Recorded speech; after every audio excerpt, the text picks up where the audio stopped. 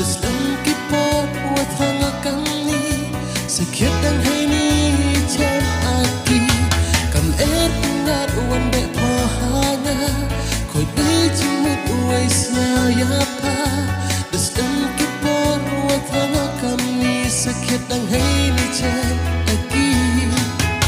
katu cirup pala haiwan kularang kala lakaman kaman David Tawan Iyanam luha parati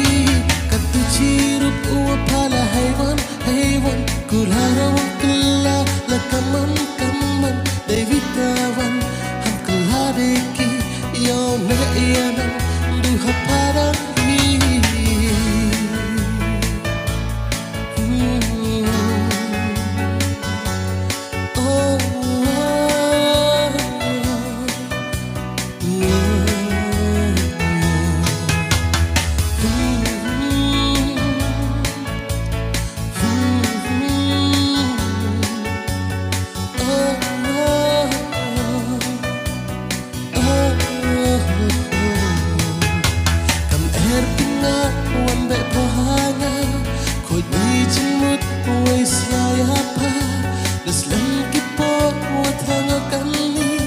Sakit dan ini jam aki kam pengat wan be pohana koi jemut ya pa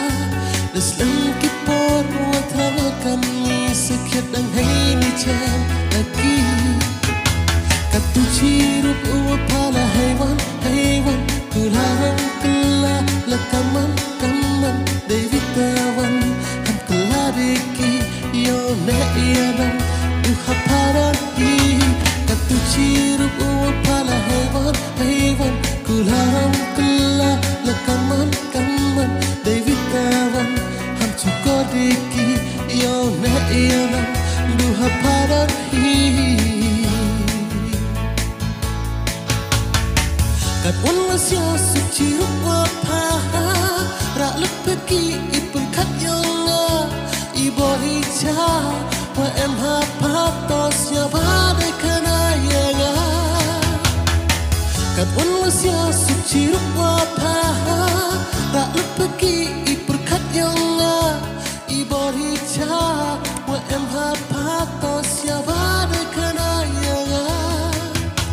katu cirup pala haiwan kularang kala lakaman kaman David Tawan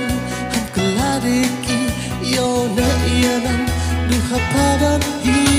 katu cirup pala haiwan kularang